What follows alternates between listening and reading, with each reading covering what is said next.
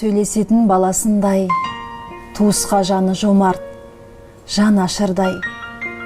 Аллаға сансыз мәрте шүкір еттім, анадан туғаныма дәл осындай. Біз анамызды сағынып жүрміз. Ол күн нұрындай бар жылулықтың иесі. Баршамыз асыл қазынаға теңейтін қамқоршы анамыз Қарабасова Мейрамкүл Қырықбайқызы. Аяулы анамыз Алланың берген өлшеулі өмірін жанұямен ұстаздыққа арнапты. Енді міне зейнетке шығып, бала-шағаның жақсылығын көремін, немерелерімнің тойын тойлап, қуанышында боламын деп армандаған асыл анамыз туралы өткен шақта сөйлеу, сағынышпен еске алу оңай емес екен. Амал қанша, Алланың бұйрығына, Алланың жазған тағдырына, Алланың берген өлшеулі уақытына бойұсынамыз. Анамыз Қарабасова Мейрамкүл Қырықбайқызы Жамбыл облысы Қордай ауданы Шұбарбайталда 1954 жылы 7 қарашада дүниеге келген. Асқар Таудай әкесі, ұлы отан соғысының ардагері Қарабасов Қырықбай ішкі сарайы ашық, ақыл қазынасы мол болған. Мал дәрігері қызметін атқарып, кейіннен мал бағумен айналысқан. Аяулы анасы Сегізбаева Бүбіш жеңіске үлес қосқандарының бірі еді. Әдемі, бейнетқор, көпшіл, өнерпаз, жүрегі таза, жаны адал жан болған. Кішкентайынан талдырмаш нәзік қыздың әке-шешесіне деген мейірімі ерекше болатын. Анамыз Жамбыл облысы Қордай ауданы Сұлутөр мектебін жақсы тәмамдап, арман қуып әсем қала Алматыға келіп, 1975 жылы Қыздар педагогикалық институтының физика-математика факультетіне түсіп, белсенділігімен көзге түседі. Группаның комсоргы, жатақханада студенттер советінің председателі болады.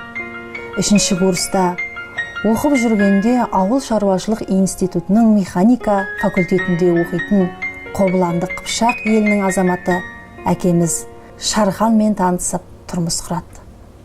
Асыл ана ұстаздық ұлы жолды таңдапты. Бүкіл саналы ғұмырын бала тәрбиелеуге, оқытуға арнаған жоғарғы санатты мұғалім болған. Жұмыста беделді, өз ісіне адалдығымен ерекшеленіп, 40 жылдық педагогикалық еңбекте көптеген жетістіктерге қолы жетіп, Қазақстанның ағарту ісінің озаты деген атақ беріліп, аудандық, қалалық оқу ағарту мекемелерінің грамоталарымен жұмысы бағаланды. Қызы Әсел 1978 жылы 25 қазанда өмірге келді. Қызына деген махаббаты шексіз еді. Қызы Әсел мен күйеу баласы Еркебұланнан Ерсұлтан мен Әмина атты немере сүйіп, әже атанды. Жүрегімен туған ұлы Абайды бастауыш сыныптан өз қолына алып тәрбиелеп, Алматы әскери радиотехника және байланыс институтына түсіріп, үйлендіріп, баласы Абай мен келіні Жұлдыздан Ясина Сұңқар атты немере сүйді.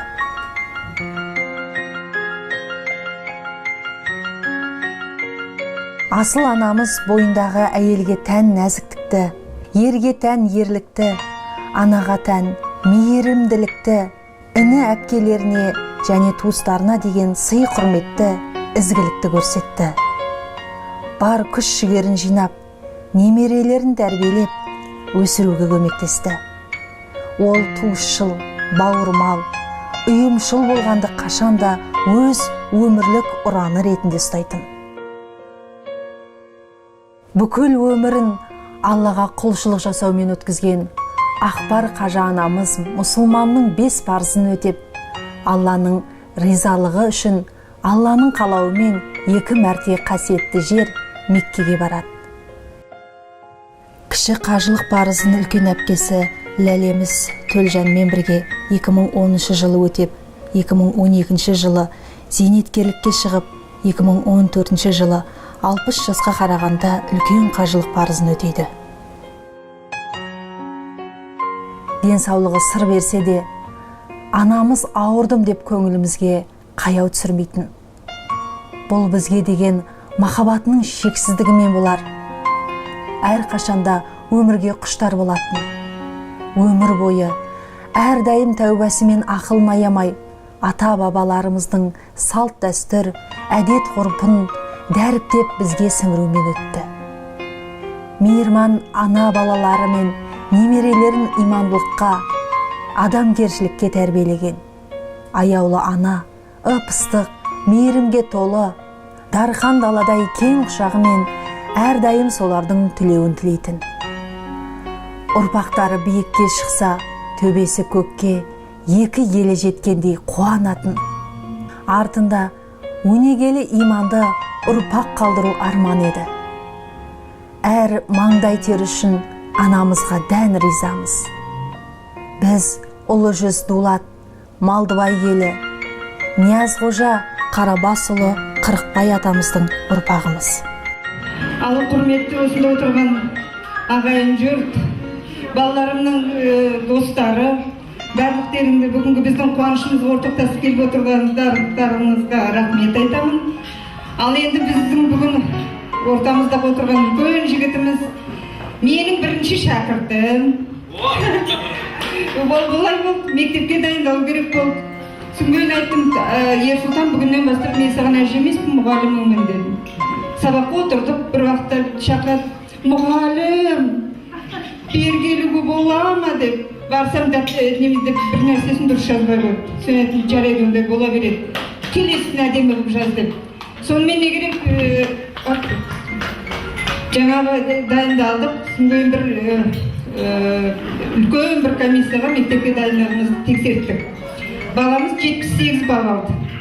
Суреттерді бәрін құрастырған, сөйін орысша бір сұрақ кетті, сөйтіп айтты. Я қазақ депті. Соны енді мен айтайын дегенім, менің енді немерем Ерсұлтан. Сен я қазақ деп кеуден тұрып келешекте бір өзің атыңа затың сай, ерлердің ортасындағы сұлтан бол шырағым. О Дариға, аспан астында ананың жер бетін басып жүргенін сезуден асқан бақыт бар ма? Жер үстінен анаң кетті дегенше, осынау жарық дүниеге деген жан жылулығыңның жарымы қараң қалды десейші. 2017 жылы наурыз айының 6-сы Абзал анамыз ауыр сырқаттанып дүниеден озды. Анамыздың ортамызда жоқ екенін әлі де мойындамай келеміз. Анамыздың байсалды да байыпты тұлғасы, күлімдеген келбеті, әсерлі де әдемі әңгімесі, мейірімге толы жанары, өмірдегі ең жұмсақ алақаны, айдын шалғар ақылы, кең жайлаудай кешірімшіл мінезі, бәрі есімізге сан оралып, анамызға деген сағыныш оты жүрегіміздің түбінде маздап жанып, көкірегімізге мұң ұялап, көңіліміз босап, жанарымыз еріксіз жасқа толады. Ортамыздан оралмас сапарға аттанғанына 1 жыл толды. Қасіретпен сағынышқа толы 1 жыл, күрсінумен, жылауменен 1 жыл өтті. Сары алтынның тұнбасындай қазақ әйеліне тән бар асыл қасиетті бойына жинап, тере білген абыз ойлы, шешен тілді, жүзінен сәуле шашқан байыпты да байсалды ананың ошағы ешқашан сөнбейді. Асыл бейнесі ұрпағының, ағайын туысының, халқының жүрегінде мәңгі сақталар. Анаға деген сағынышты тіпті сөзбен айтып жеткізу мүмкін емес. Анамыздың айтқан әр сөзі санамызда сайрап, рухтандырып, қанат бітіріп, өмірге деген көзқарасымызды қалыптастырып, алдағы болашағымызды айқындауға көмектеседі. Рахмет сізге, анашым, жәннаттым. Бізге берген тәлім тәрбиеңізбен аналық махаббатыңызға, біздің өміріміздегі әрбір жетістігіміз үшін шексіз ризамыз. Әр нәрсені тереңнен ойлайтын ғазиз анашым, сіздің салып берген сара жолыңызбен жүреміз. Аса қамқор, ерекше мейірімді, құдіреті күшті Алла тағала анамыздың алдынан жарылқай көрші, біліп білмей істеген күнәларын кешіріп, қабір азабынан, тозақ отынан азат ете көрші. Алла тағала бүкіл ғибадатымызды қабыл алып, қабірін нұрға толтырып, анамызға фирдаус жанатын нәсіп етсін.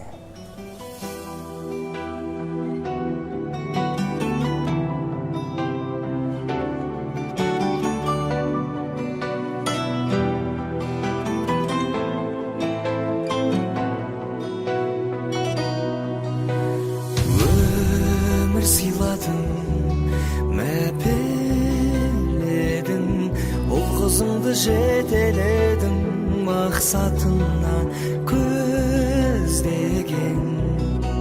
Жылы сөздерің жүрегімде, өзің барда бол өмірде, жалын биік өзгеден. Анашымай, көктегі күндей, көктемгі гүлдей, нұрын сепкен жанына жауап